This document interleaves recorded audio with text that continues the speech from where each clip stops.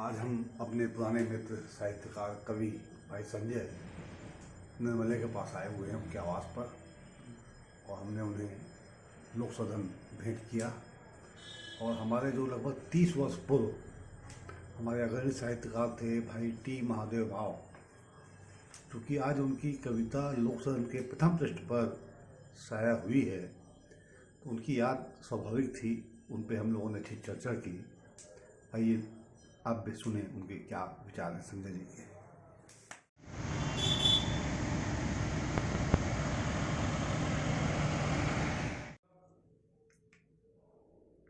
लघु कथा में बहुत ही सटीक मतलब उनका जो पकड़ था, खासकर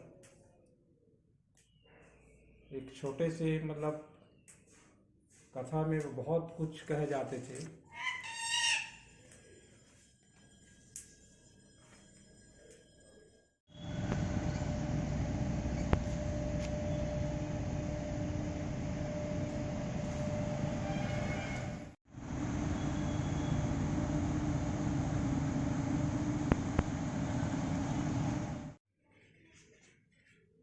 संजय भाई, आज लोक सदन अखबार में प्रथम पृष्ठ पर भाई टी महादेव राव की पलाश पर एक कविता छपी है। आपको याद होगा, लगभग 25-30 वर्ष पूर्व हम लोग उनसे मिलने जाया करते थे और बालको जाया करते थे। वो हमारे प्रारंभिक दिन थे। कैसे याद करते हैं आप उनको, महादेव जी को? अब वो तो हिंदी में उस समय मतलब ऐसे चर्चित साहित्यकार थे टी महादेव जी। और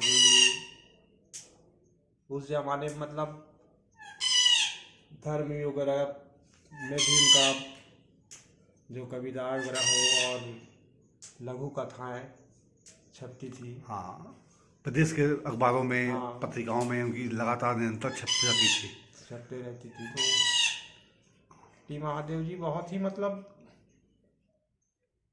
चुने हुए कलाकार मतलब साहित्यकार थे इस क्षेत्र के। जी जी। और अब तो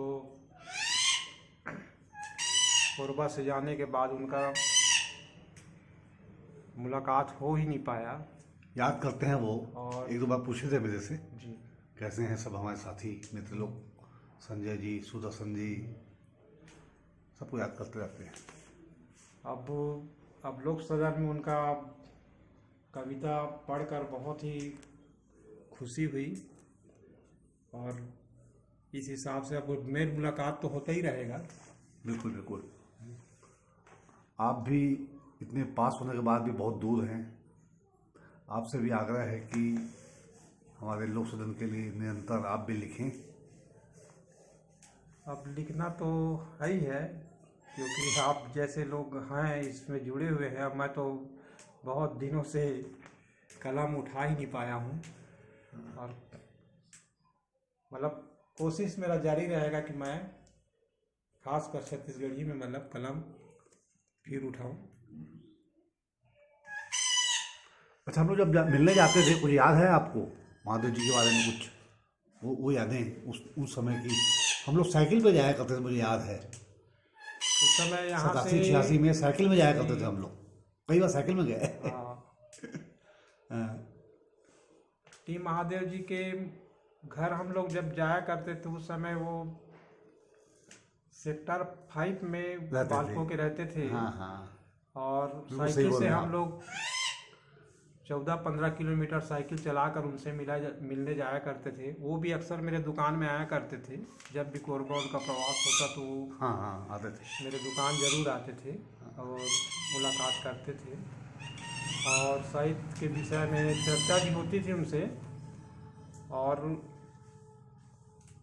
हिंदी भाषी ना होकर भी वे बहुत हिंदी में बहुत उनका पकड़ था और लिखने में भी बहुत सक्षम थे। और प्रदेश स्तर के मतलब पेपरों में मतलब अखबारों में उनका बहुत ज़्यादा मतलब रचनाएं प्रकाशित होती थी।